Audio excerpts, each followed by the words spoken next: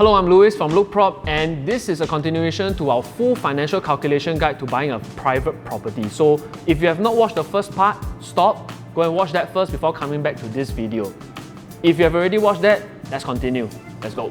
So now that you have watched the first part, you're now ready to find out the cost breakdown for resale private property purchase. Let's go. So now I'm going to just purely be going through the calculations for each type of funds that you'll be paying. So do check out our previous videos that we have done up to understand the exact timeline that you have to follow for each payment that you have to make, right? So we are going to be assuming a $1.5 million purchase price.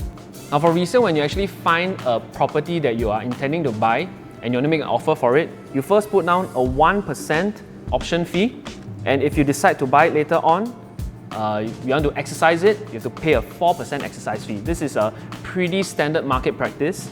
And for 1%, that would be 15K, 4% that would be 60K. So in total, this will come up to be 75K. Now do take note that this has to be in cash or check, right? Because you can't use CPF for the initial 1% and 4%. Now next, you have to be able to pay, after exercise, the buyer stamp duty. Again, I think basic assumption is that couple A, couple B is a Singaporean citizen, so they don't have to pay ABSD. And because this is considered their first property after selling their previous property, this will be considered one property. They also don't have to pay ABSD on top of their standard buyer stamp duty. So in regards to how you calculate buyer stamp duty, follow this chart that's on the screen right now. Okay, and long story short, for $1.5 million property, your buyer stamp duty is $44.6 thousand. Now the next payment you have to make by completion is the 15% rest of payment. That will come up to be about 225K. Okay, and of course, I'll also include in legal fees as well, because a lot of people always forget that there's legal fees that you have to pay. For legal fees, it's between 2.2K to 2.8K, but just to be conservative, I'm going to assume 3K for the calculation. So if you were to add up all these figures, it will come up to be about $272,600, which you can pay with CPF. If not enough, then you have to top up with cash. So all this forms your entire down payment. So while it's important for you to know that you have this amount of cash or this amount of CPF in place before you make the purchase, because timeline matters as well. Like I said, view the other videos if you want to know the exact timeline. But I'll tell you some differences between resale and new launch. One of the differences is that for resale, although you can pay this buyer stamp duty via CPF, but in terms of process, you have to pay with cash first, and then later on get reimbursement from CPF side using your CPF monies. Right, so although you can pay with CPF, take note that it's better that you have this amount of cash on hand as well, so that you are not left wondering, hey, where do I get the cash from? I didn't know that this need to be paid in cash first before I can get reimbursement from CPF. So next, we talk about your rest of the 80%. Now in the past, you are able to take 80% loan, but as of 5th July 2018, you can't anymore. The maximum loan you can take is up to 75% loan. And for a $1.5 million property, that will come up to be $1.125 million in terms of loan. And as we have calculated earlier on during the loan eligibility, buyer A and B can both loan more than 1.5 million. So this loan is actually very comfortable for them at the moment, right? Which means that we have another 5% that we have to pay upfront actually.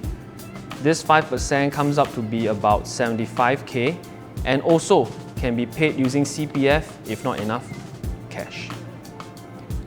Which means that if we total the amount that is payable with CPF, let's divide this up.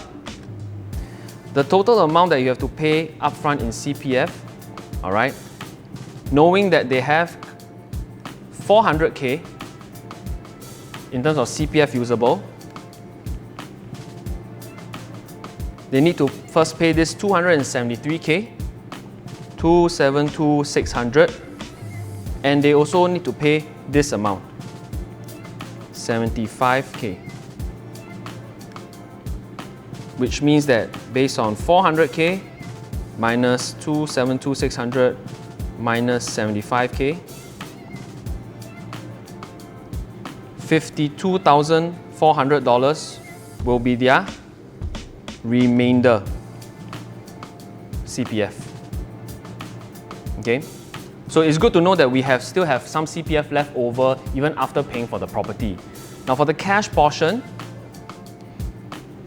they would have 140K as mentioned earlier on, which means that if they have to pay your initial 75,000 in cash, they will be left with $65,000 in cash remainder. So it's also good to know that even after buying, I still have about 52K in CPF remaining in my reserves and 65K in terms of cash sitting in your reserves. And reserves are very important because they act as your emergency fund. So whenever you're deciding your budget, make sure that you're deciding it based on having reserves at the back end as well. Okay, so now that we have our calculations done for CPF and cash portion, let's go on and calculate our monthly installments from the loan. Now, how do we calculate that? We have to go back once again to our TVM calculator, our financial calculator, and let's take a look at loan amount. 1.125 million, that's your total loan amount for $1.5 million budget. And an interest rate, okay, current interest rates are about 1 to 1.5%, but to be absolutely safe, I think we have to estimate a little bit higher. I'm going to put in 2% in terms of interest rate per year. Loan term, we remember that it is a 27-year loan, which means that if we were to do a quick calculation, the monthly payment is about $4,500 a month. $4,500 a month. First thing you have to decide whether this is comfortable for you. And not forgetting, if we look at it earlier on, you know that if your job continues, you will have this too, which comes up to be about $2,200 per month of CPF OA coming into your OA account every single month. Do take note, you can pay your loan with CPF as well. So, assuming you keep your jobs, $2,200 per month, you can use it to down pay your installment, you will be paying $2,300 per month. But the question comes, now what if I lose my job? What if I don't have this $2,200 coming a month? How am I going to pay my installments? So this is the reason why your remainder funds, your reserve funds are absolutely important. Now $52,400 plus $65,000 gives buyer A and B a reserve fund of $117,400 in total. So, assuming let's say we don't have this $2,200 coming in on a per month basis, and I have to pay my full $4,500 a month in terms of installment, how long can this 117K of reserve fund last me? 4,500 here, that will give me 26 months. So knowing that we have slightly more than 2 years in terms of buffer reserve is very good because we know that we have this 2 years timeline to go and find a job and start sustaining our lives back again. And we don't have to really worry about the property moving forward, right? So this is the importance of having reserve funds. So in this 3-part series, we've gone through your individual financial calculations and eligibility, your resale private property budgeting calculations, and your new launch budgeting calculations, right? So if you are feeling overwhelmed, I understand because it's a very, very big topic. But if you want something that's more detailed and customized to your own needs, don't forget we do provide a free report for you. Links in the description below, just click on it and we can send you a free report. Let us know if you have any other topics that you want us to do a deep dive on. Leave it down in the comment section below. If you haven't watched this video, watch this video because it's part of our 3-part series. Right? If you like our video, please click the like button, subscribe to our channel, and we'll see you in our next Real Talk.